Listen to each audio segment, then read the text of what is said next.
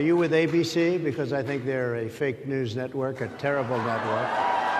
And I think it's disgraceful that I came here in good spirit. I love the black population of this country. I've done so much for the black population of this country. With the US presidential election fast approaching, many around the world are watching so closely, and Africa is no exemption. Surprisingly, in various parts of Africa, former President Donald Trump has actually garnered significant admiration, ever since he was the president of the United States of America. While Trump is known globally for his America First policy, his unconventional leadership style has always struck a chord with certain Africans who see him as, advocate for economic independence and strong leadership. Well, those are just my thoughts. Anyways, welcome back to another episode of Africa is Marwa. You already know that truly Africa is ours, and we must keep on advocating for Africa to continue being independent, to continue being united. So today I just want us to explore more on the oncoming US elections. Many people at the moment are seamlessly asking themselves, should Africa face east or west? But we know where we are supposed to be facing. We are supposed to be facing forward. If you haven't subscribed, please kindly do so. For those who are returning for another time, thank you very much for always coming back to listen to Mayadiaries and the stories of Africa is Marwa. So I have been asking myself, why is it that so many Africans feel drawn to Donald Trump? And I think one of the primary reasons for Trump's support in Africa is because of his strongman image, for many Africans, and I think many of us can relate. A strong leader is seen as an essential, someone who makes bold decisions and stands firm and isn't afraid to shake things up. And I think this is what should go down to our African leaders. They need to stand strong. They need to make bold decisions. They need to, not to be afraid on how independent they can become with the people or the country that they lead. And I think this is why Trump has been a darling to so many Africans. His bold and often controversial rhetoric, his unapologetic approach to politics and his refusal to follow the norms resonate with those who actually believe the power of no-nonsense leader. It's a disgrace what took place. It's a disgrace. And I think they ought to apologize to start with, Michael Cohen. Sir, since you're attacking us, can you give us a question? Go ahead. No, Mr. President-elect. Go ahead. Mr. President-elect, Go ahead. since you are attacking No, our news not you. organization, Not you. can you give us a chance? Your organization You are is attacking terrible. our news organization. Your organization Can you give is us a terrible. chance Let's to go. ask a question, sir? Go ahead. Sir, can Quiet. you state, Quiet. Mr. President-elect, Go ahead. can you state She's categorically, asking a question. Don't Mr. be rude. President-elect, can you give us a question? Don't be You're rude. attacking us. Can you give us a question? Don't be rude. Can you No, I'm give not us a going to give you a question? question. I'm not going to give you a question. Can you state categorically? You are fake news. Sir, go ahead. Can you state categorically that nobody... No, Mr. President-elect, that's not Go ahead. appropriate. This is a key to national success, and many can say, from when Donald Trump was the president, we didn't have so many instances of war. We didn't have so many instances of to do with inflation and all that. In as much as it was there, but it wasn't at an alarming rate.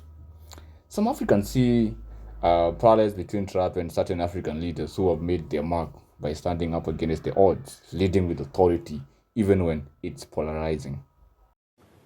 Well, first of all, I don't think I've ever been asked a question in such a horrible manner. First question. You don't even say, hello, how are you? Are you with ABC? Because I think they're a fake news network, a terrible network. And I think it's disgraceful that I came here in good spirit.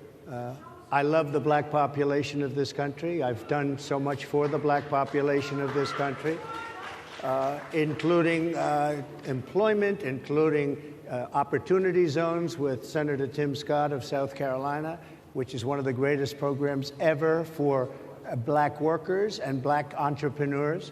I've done so much, and and I say this, historically black colleges and universities were out of money, they were stone cold broke, and I saved them, and I gave them long-term financing, and nobody else was doing it. Another element that attracts African supporters is Trump's rejection of political elites and traditional power structures. His anti-establishment starts challenging, deep state and global elites, mirrors the sentiments of those Africans who feel left behind by political elites in their own countries. I don't like him, I love him. You love Donald Trump? If I should be in America, I will vote him. He's very bold and confident. A strong-willed person, he knows what he wants, he stands by it and he goes for it. I like the way he talks. I see that he has good plans for Americans. Do you know he referred to African nations as shithole countries? If he knew Africa, I'm not sure, in quotes, that statement would have been made. Yes, I know he said that, but that doesn't really change my perception about him. You said you admire him? Yeah, I admire him. If he has said such, then I pray he retracts such. He should think about Africans as their brother. This is the man. Talk to him. What would you say to him, Donald Hi, Trump? Donald Trump. I would like you to change your orientation about Africa. We are great people, and most of us, or some of us, like you. So I would really like for you to look into us and, just make something better for the whole world. I prayed for him. It was a prayer we made here because I saw it and I said it online. Anybody can Google it and see it there. Well, the prophecy has already been given before now that God is not done with Donald Trump. Those countries where citizens often feel that leaders are too tied to foreign interests or big corporations. His position actually as an outsider who fights for the establishment speaks for those who wish for their government to be more accountable to the people. Trump's focus on economic independence is another significant factor. During his presidency, he emphasized the idea of America first, prioritizing jobs, industries and resources over foreign aid. And this was for the American people. This philosophy highly resonates with Africans who believe that Africa should prioritize self-reliance. And even in our last video, I talked about how Ibrahim Traore has been prioritizing self-reliance and making an economic self-sufficiency. And this is what a true leader actually depicts. And that is why many Africans feel like they're drawn too much to President Donald Trump. As this approach, with a growing movement in Africa to encourage homegrown businesses, invest in local industries, and reduce dependency on Western aid, Trump's example serves as a call to action for Africans who want actually their countries to stand on their own economic feet. His American first philosophy should be emulated with Africa first philosophy so that we can have African states which are more independent. Many Africans also admire Trump's non-interventionist stance, seeing it as an endorsement of national sovereignty.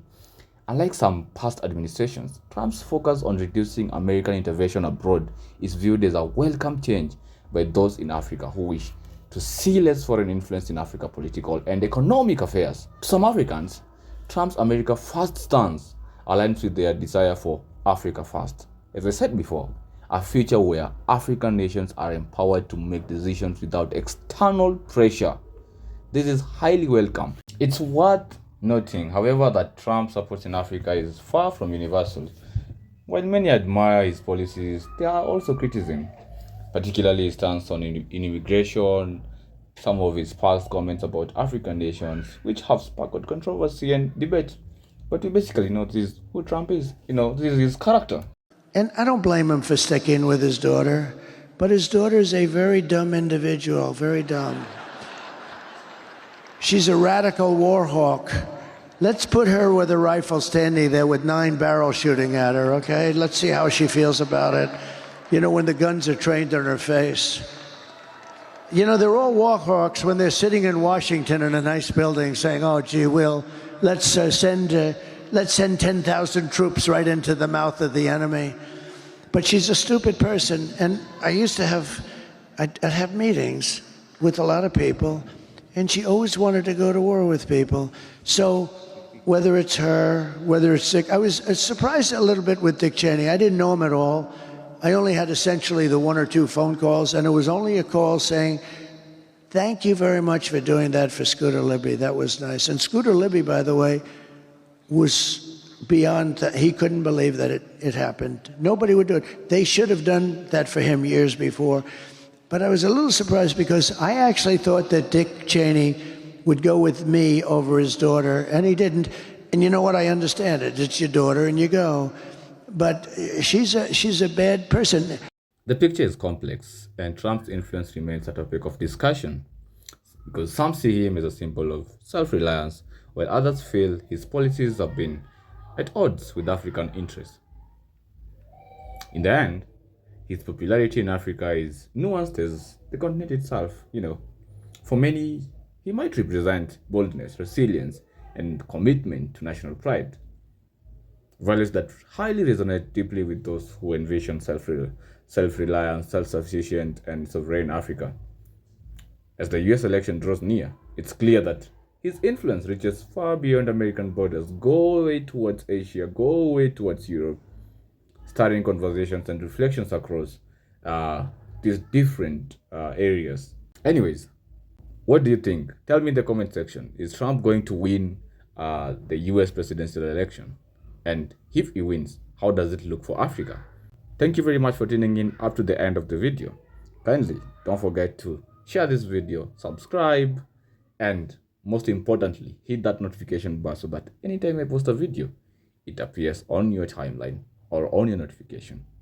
See you next time. Keep it my diaries. Bye.